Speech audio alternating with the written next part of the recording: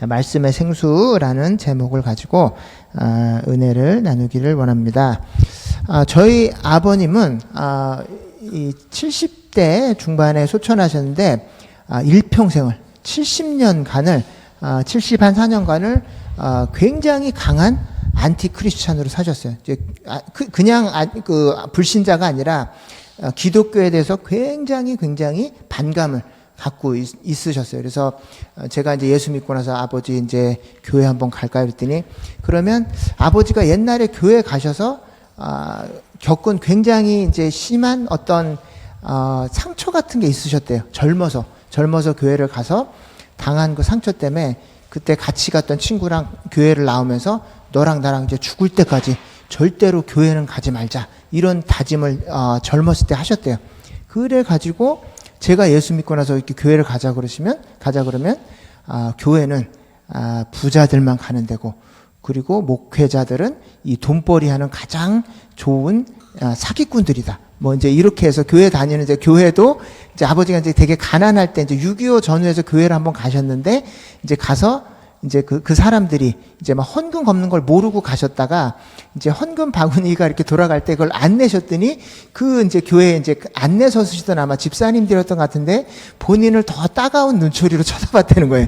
들어갈 때 따가운 눈초리로 보다가 헌금이 돌 때 헌금을 안 내니까 더 따가운 눈초리로 자기를 쳐다봐서 그때 이제 같이 갔던 친구랑 교회를 나오면서 야, 이 교회도 부자들만 좋아하는구나. 우리 같이 가난한 사람들은 교회 오면 안 되겠다. 그래서 너랑 나랑 죽을 때까지 우리 교회는 가지 말자 이런 결단을 하셨다는 거예요. 그래서 이제 저도 그렇고 이제 예수 믿고 나서 어떻게든지 하나님이 저를 불러주셨으니까 우리 아버지도 당연히 예수를 믿게 해주시겠다. 처음에 이런 믿음이 있었어요. 근데 아무리 제가 교회에 헌신해도 우리 아버지는 더 강력한 안티 크리스천, 더 교회에 대해서 안 좋게 얘기하고 더 마음이 딱딱하게 굳어져 가고 이제 심지어 제가 전도지를 들고 아버지 옆에 근처만 가려고 그래도 벌써 표정이 네가 다니는 건 내가 막지는 않겠는데 나한테 전도는 하지 마라. 그래서 엄청나게 심지어 이제 만약에 더 계속하면 제가 이제 신학교 다니는 것도 이제 못하게 막겠다라는 이제 그런 식의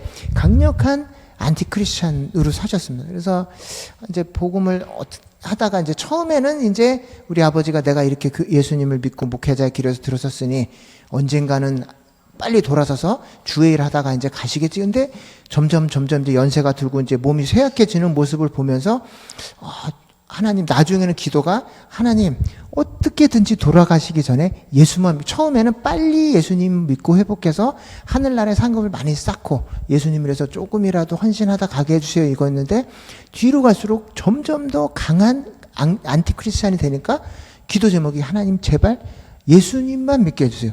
그래서 근데 이제 아무리 봐도 이제 절대로 예수님 믿을 기미가 안 보이는 거예요. 그래서 이거 끝났다. 하나님이 구원받는 건 내 권한이 아니라 이거는 하나님의 권한이다.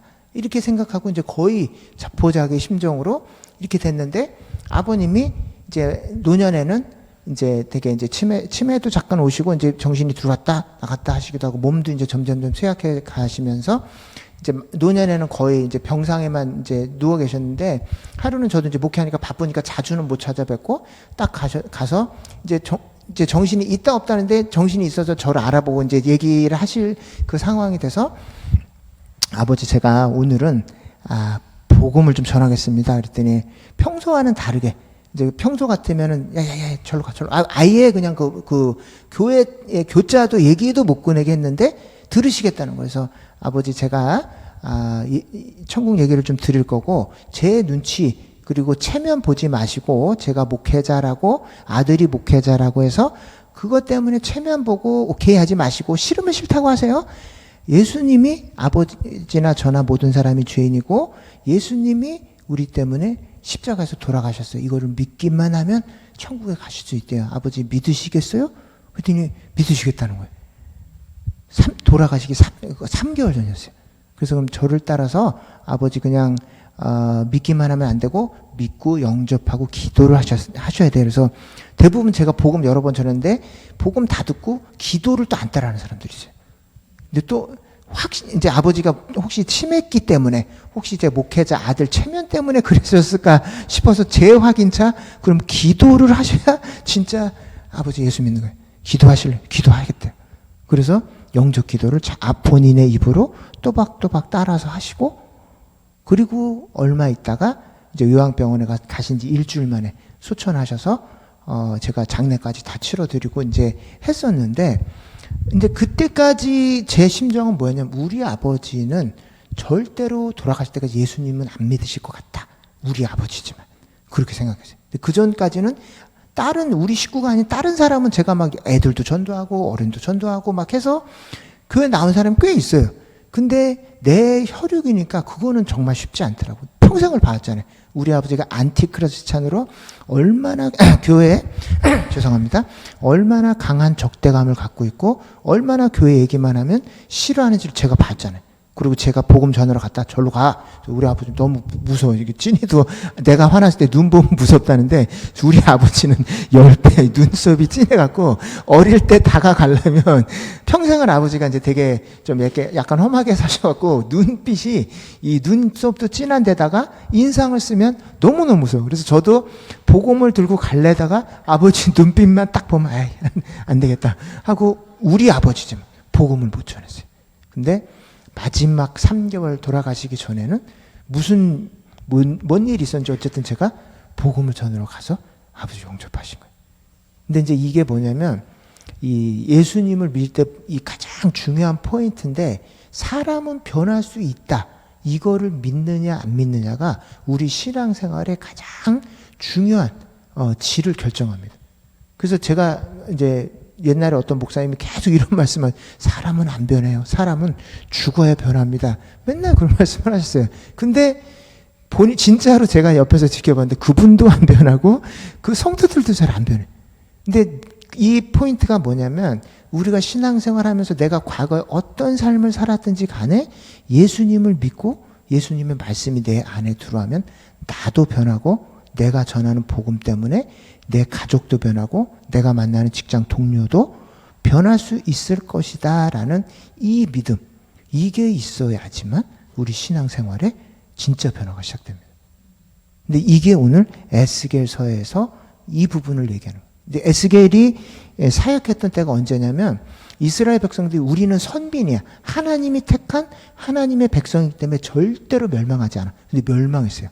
나라가 멸망하고 포로로 끌려가서 바벨론 땅에 끌려가서 포로 생활을 하고 있는 그 와중에 그 백성들에게 복음을 전하는. 그러니까 그 백성들은 하나님 우리를 버리셨어. 하나님 우리 선민이라 그랬는데 하나님 우리 버려서 우리는 포로가 됐어. 이제 끝이야. 라고 생각하고 있는 사람들에게 복음을 전하는. 뭐라고 전하느냐? 자, 오늘 하나님이 이제 너희들도 회복될 수 있다라고 이제 이 가정을 하면서 오늘 읽은 이제 47장 8절인데 제가 말씀드리겠습니다. 그가 내게 이르되, 이 물이 무슨 물이냐면 이 에스겔에게 환상을 보여줘요. 이 사람들이 다 자포자하고 있으니까 환상 중에 나타나서 이스라엘이 이렇게 회복되는데, 성전을 보여주는데 그 성전의 그 강대상에서 물이 흘러나요. 이게 뭐냐면 하나님의 은혜의 강물이고 회복의 강물이에요. 근데 이 강물이 흘러 들어가는데 어떻게 되냐면 47장 8절에 보니까, 그가 내게 이르되 이 물이 동쪽으로 향하여 흘러 아라바가 어디냐면 사해예요. 지금으로는 중동 지방에 사해가 뭐냐면 데드시라 그래서 소금물의 염도가 너무너무 높아가지고 사람이 들어가면 둥둥 뜬다는데, 바닷물의 염도의 10배예요. 바닷물이 한 저기에 뭐 0.3% 정도 있다는데, 그 10%니까 정확히는 이 10배 정도의 이 300g이 1kg에 300g 정도의 소금이 녹아 있대요. 그러니까 뭐 사람이 들어가 둥둥 뜨고, 물고기는 당연히 살 수가 없죠. 그러니까 그래서 데드시라고 불러요. 사해. 물고기가 한 마리도 살 수 없는 죽은 바다인데, 아라바로 내려가서 바다에 이르리니 이 흘러내리는 물로 그 바다의 물이 되살아나리라, 이렇게 되어 있습니다. 그래서 우리가 이스라엘 백성들이 자기 자신을 볼 때 사해 같다는 거예요. 이 바닷물은 이제 죽어서 더 이상 아무런 은혜가, 어떤 은혜가 들어와도 우리는 이제 살 수가 없어. 어떤 은혜가 들어와도 우리 민족은 다시 부흥될 수 없어. 라는 절망감을 갖고 있었어요. 근데 환상 중에 하나님 보여주시는데 이 은혜의 강물이 사해 바다로 흘러 들어가서 그 바다가 변하는데 이제 뒤에 나옵니다. 그냥 변하는 게 아니라 이 강물이 흐르는 곳마다 번성하여 모든 생물이 살고 고기가 심히 많으리니 이 물이 흘러 들어가므로 바닷물이 돼 살아나겠고 이 강에 흐르는 각처의 모든 것이 살 것이며 이 강가에 누가 산다고요? 어부가 이제 살기 시작한. 그런 이제 고기 잡는 걸 생어부로 하는 어부가 나타날 정도로 풍성하게 회복되는 거예요. 하나님이 은혜를 부어줄 때 째째하게 그냥 찔끔찔끔 부어주시는 게 아니라 그 바다가 전혀 우리가 상상할 수 없을 정도의 영적인 회복과 삶의 회복을 허락해 주신다는 거예요.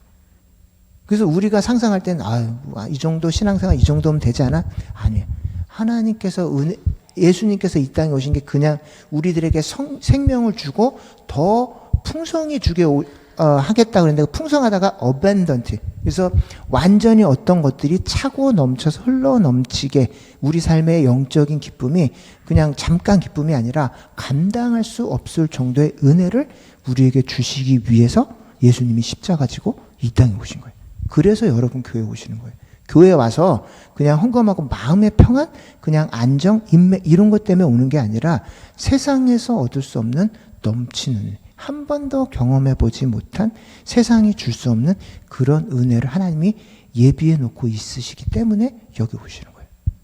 근데 그 은혜를 과거에 경험 못했다고 앞으로도 경험 못하는 게 아니에요. 하나님께서 그 은혜를 갈망하고 오는 사람들에게 그 은혜를 약속해 놓으셨다는 거예요. 근데 지금은 여러분들이 신앙생활 시작하시는 분 또는 올해 신앙생활 시작해도 그걸 모르시는 분이 있지만 하나님께서 이 은혜를 기다리고 갈망하는 사람들에게는 이 은혜를 어떻게 한다고요? 주신다는 거예요. 근데 그거를 기대하고 바라보는 사람들에게. 그래서 맨날 교회 나도 교회 생활이 다 이렇지 신앙생활이 뭐 이런 정도면 되지 뭘 더 바래? 이러고 있는 사람들에게는 하나님이 어떤 메시지가 와도 그 사람의 삶에 변화가 안 생기는 거예요. 그래서 여기가 있던 이 에스겔이 사역하던 그 당시에도 이 사람들이 그런 생각을 갖고 계세요. 하나님이 계시면 왜 우리 이렇게 고생하게 두시겠어? 생활이 뭐 별거냐? 이 정도면 되지 하는 이런 게 있었어요. 그런데 이스라엘 백성들이 이 포로로 끌려와서 이 하나님께 대한 원망이 생겼어요. 진짜 우리 하나님은 우리를 지켜줘야지. 왜 이렇게 나 고생하게 만들어? 나 이렇게 왜 캐나다 땅에 불러서 영어도 잘 안 되는데 나 왜 이렇게 힘들게 만들어? 하나님이 잘못하신 걸까요? 고통을 주시는 하나님. 홍노에 여기 보세요. 고통을 주시는 하나님 좋으신 분이에요? 나쁘신 분이에요? 왜 나한테 고통을 주는데 왜 좋으신 분이에요? 어떤 큰 그림?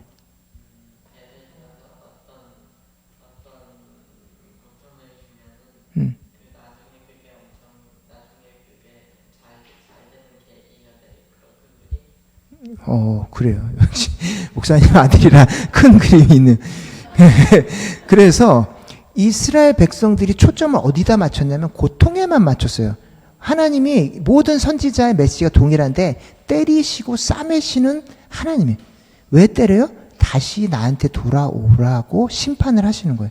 이스라엘 백성들이 자기가 지은 죄나 잘못은 생각하지 않고 왜 때리는 거야 하나님? 왜 때리세요? 원망한 나를 때리신 하나님 저는 믿을 수 없어요. 신뢰할 수 없어요.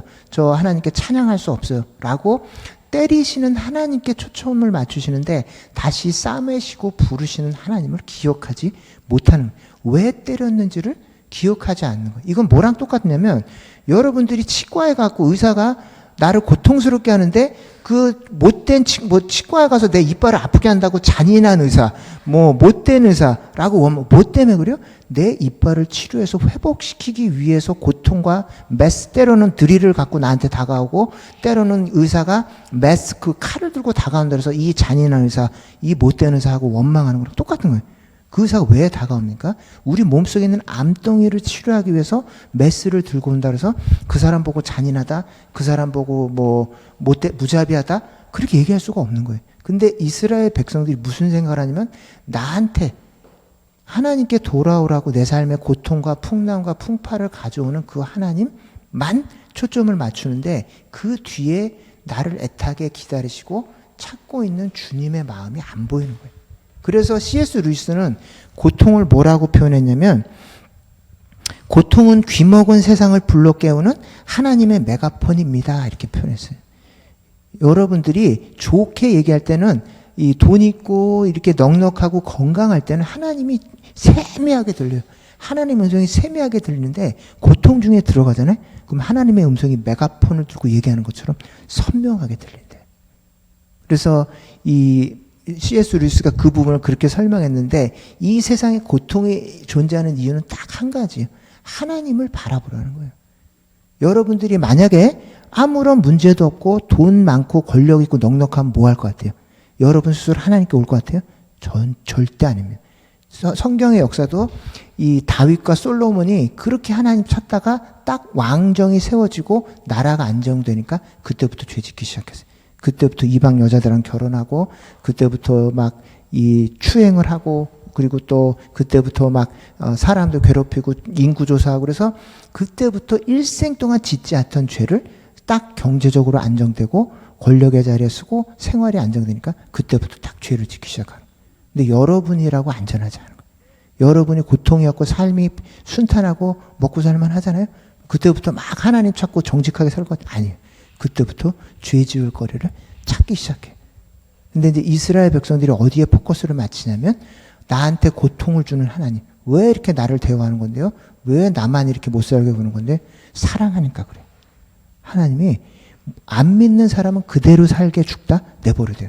죄를 짓든 못된 짓을 하든 가진 돈 갖고 막 어디를 가든 상관 안 해요. 근데 예수 믿는 사람들은 하나님이 사랑하시기 때문에 절대로 그대로 살도록 내버려두지 않습니다.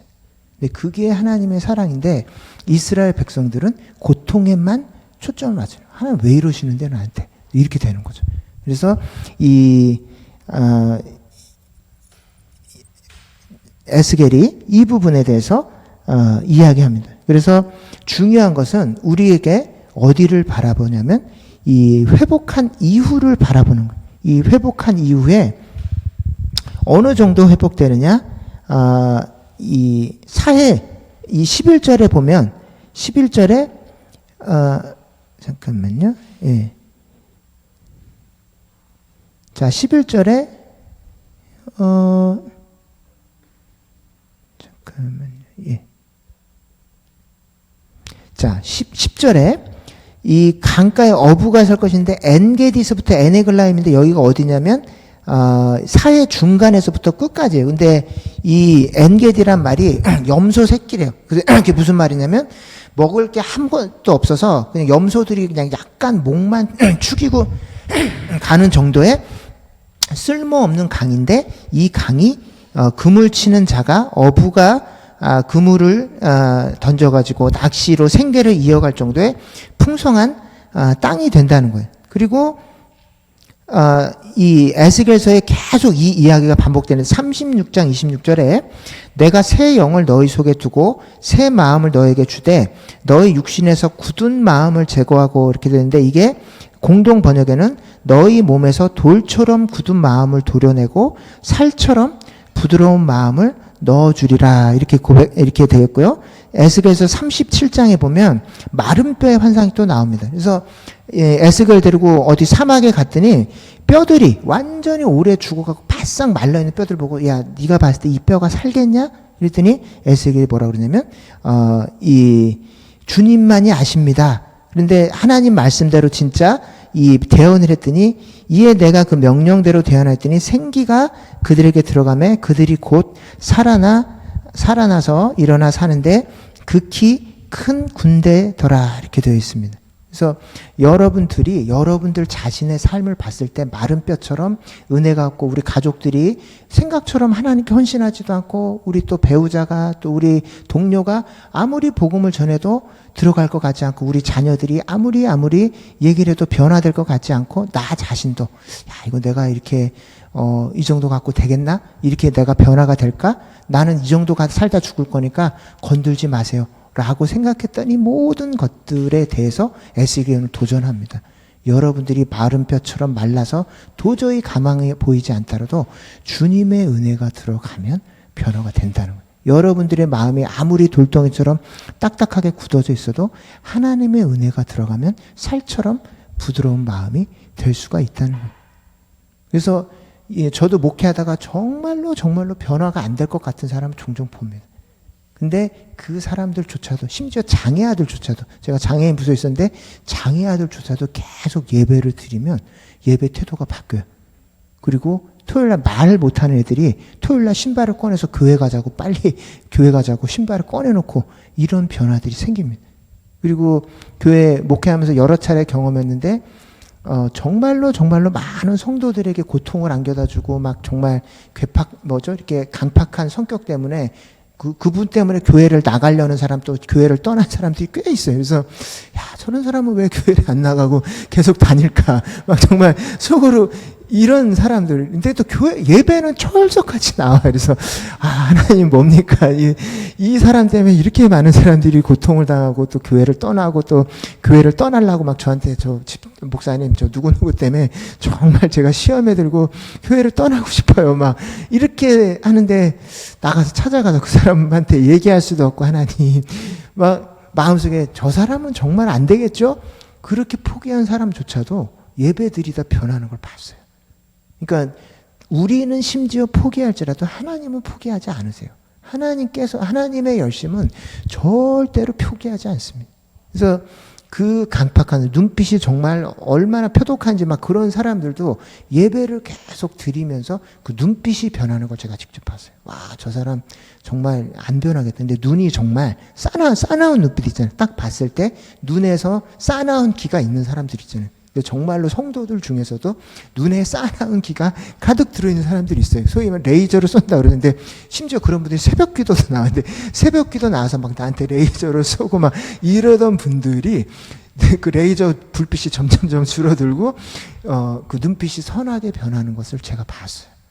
그래서 목회를 하다가 그걸 하나님이 저를 위해서 보내주신 것 같아요. 야, 김 목사야, 네가 사람이 변할 것이다라는 그 믿음이 없으면 너 목회하면 안 돼. 네가 목회하면서 사람에 대한 기대를 저버리면 그건 목회가 아니야. 비즈니스지.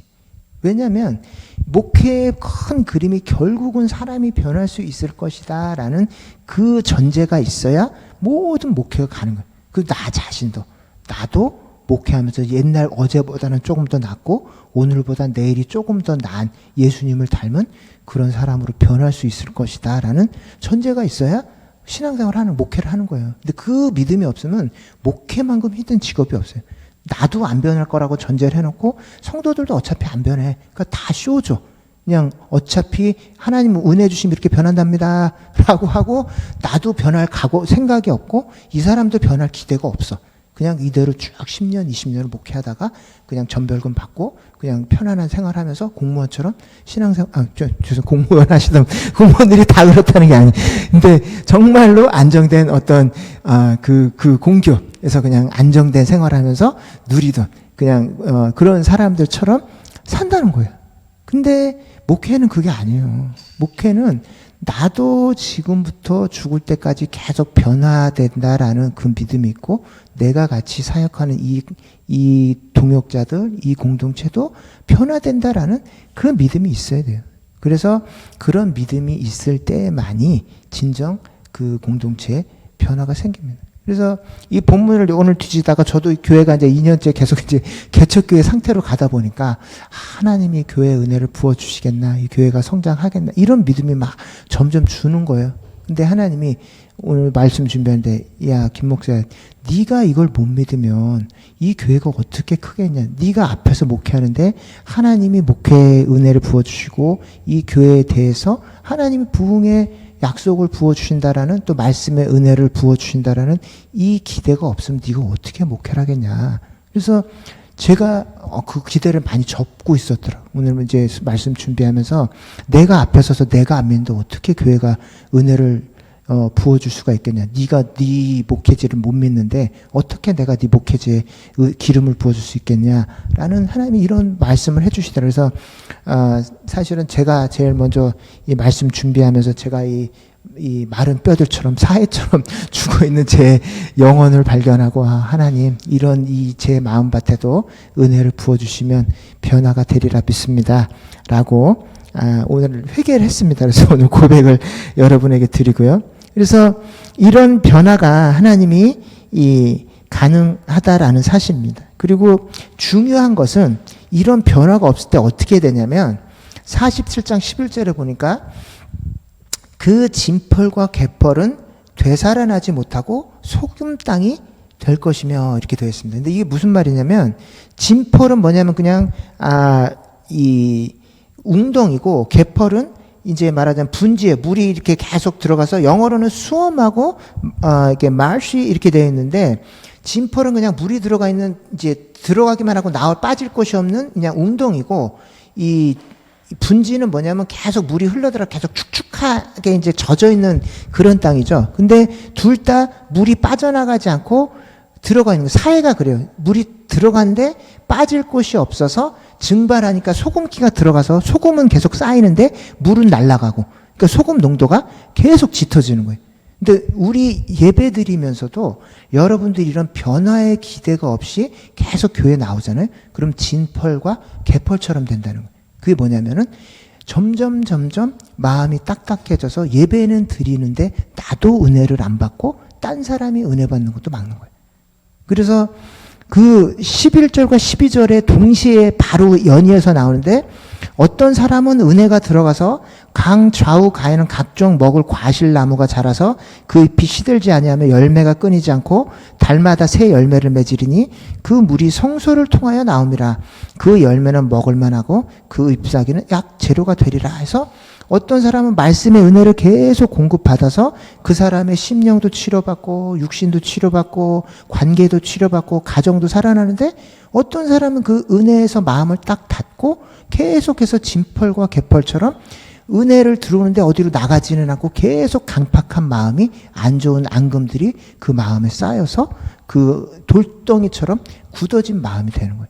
근데 이제 그것이 오늘날 이 이스라엘 백성들 마음과 똑같다는 거예요. 그래서 이제 제가 운전하면서 이제 오디오북 같은 거를 많이 듣는데 이제 거기에서 이스라엘 역사, 지금 이스라엘하고 팔레스타인이 계속 싸우는데 이스라엘 사람들은 자기가 하나님이 택한 백성이기 때문에 팔레스타인 땅을 차지해도 된다라고 생각해요. 원래 우리 땅이에요. 그래서 그 팔레스타인 사람들을 잡아다가 완전히 뭐 어린애고 뭐 여자고 상관없이 무자비하게 민간인들을 죽이고 그 살아남은 사람을 어디다가 가다 놨냐면 가자 지구 같은 데다가 가다 놨는데 그냥 난민촌이 아니라 감옥이에요. 그래서 바다에서 들어오는 길도 막고 그 바깥쪽에서 이 육지에서 들어가는 길도 막아서 그 안에 난민들은 굉장히 비참한 생활을 하고 있대요. 근데 그 주변에 장벽도 8m짜리 장벽을 써서 이스라엘 정착촌하고 그 난민촌을 가로막았는데 그것을 정당화하고 우리는 하나님이 택한 선민이기 때문에 이 땅을 차지할 권리가 있고 그리고 너네들은 이방 족속이기 때문에 이렇게 비참하게 살다 죽어도 되고 심지어 그걸 시오니즘이라 그래요. 이 하나님이 주신 땅을 이스라엘 백성이 회복한다. 그건 정당하다라고 해서 시온주의자들이라고 그러고 기독교 시온주의자들도 있어요. 목회자들 중에서도 이스라엘 사람들이 잘하든 잘못하든 그 사람들은 하나님이 택한 백성이기 때문에 이스라엘 백성들한테 무조건 잘해줘야 되고 이스라엘 백성들에게 하는 게 곧 하나님께 하는 것이다 라고 주장을 합니다. 그래서 그 사람들이 지금은 이제 엄청나게 고통을 당하고 있는데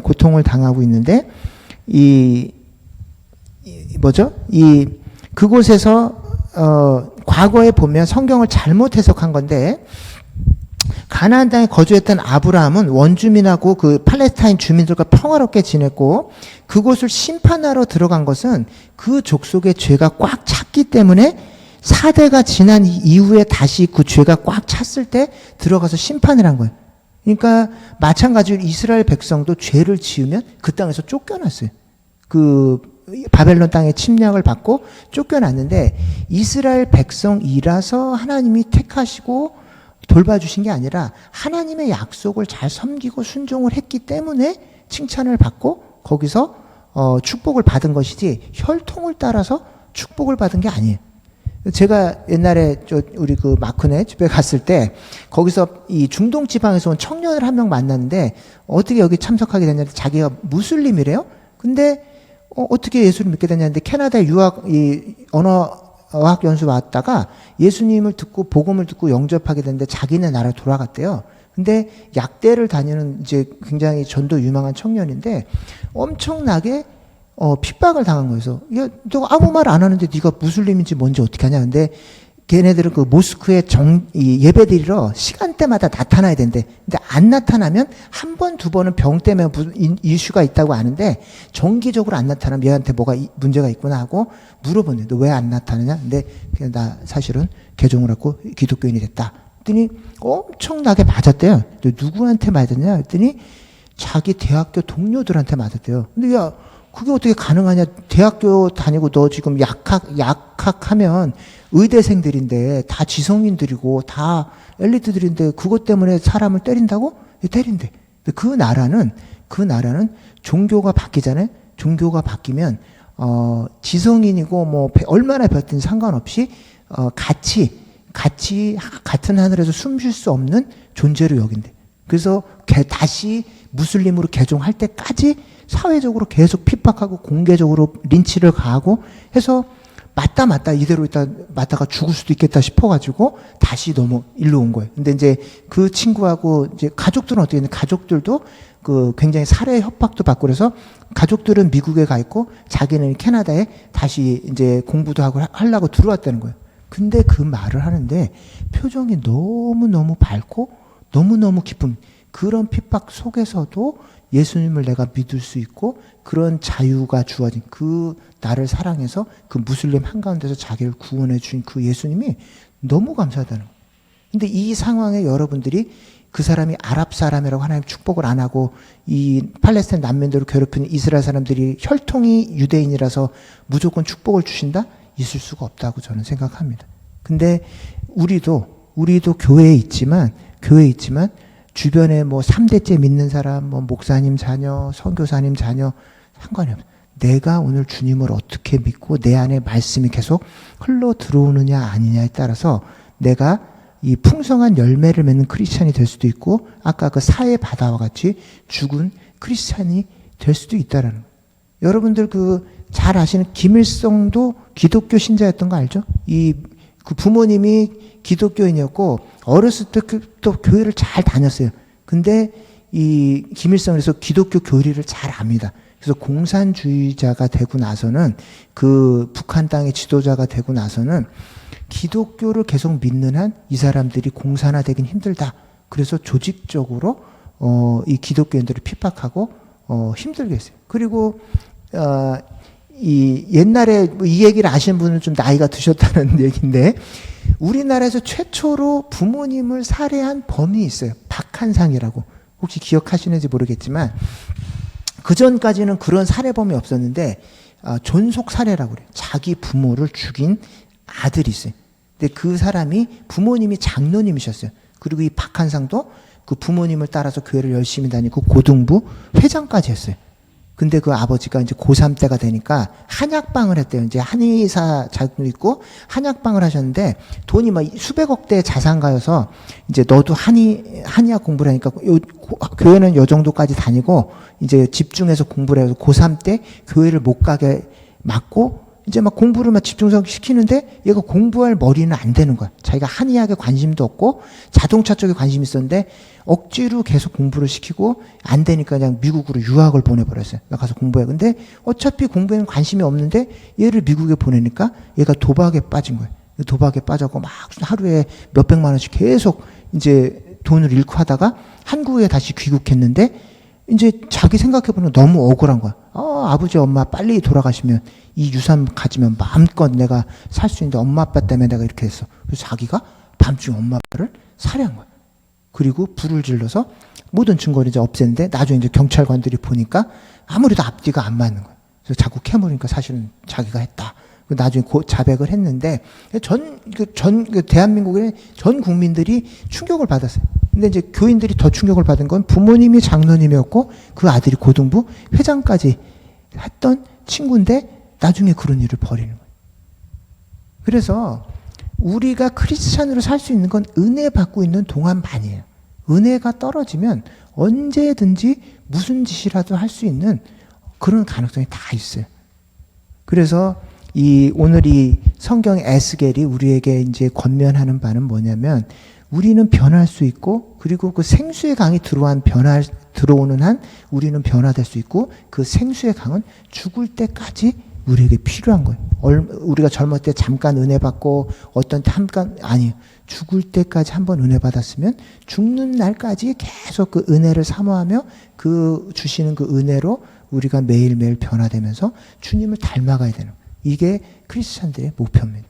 그래서 이 크리스찬들이 예수 믿고 나서 가장 큰 목표면 예수님을 죽을 때까지 닮아가는 거예요. 어제보다 오늘도 주님을 닮아가고 오늘보다 내일 더 닮고 그래서 가장 예수님을 많이 닮은 그 날이 하늘나라 가는 날이 되어야 된다는 거예요. 그래서 그게 우리들의 삶의 궁극적인 목표가 되어야 되고 그리고 혹시나 우리들의 마음속에 나는 안 변해. 우리 가족은 안 변해. 그리고 우리 동료들은 안 돼. 라고 생각했던 그런 마음이 있다면 오늘 이 굳은 마음을 도려내시고 하나님이 주시는 그 은혜의 강물이 여러분들의 삶을 변화시킬 수 있다는 이 믿음을 가지고 다음 주 한 주간도 은혜의 강물 속에서 푹 젖어서 영적으로 풍성한 은혜를 누리게 되시기를 예수님의 이름으로 축원드립니다. 아멘. 기도하겠습니다.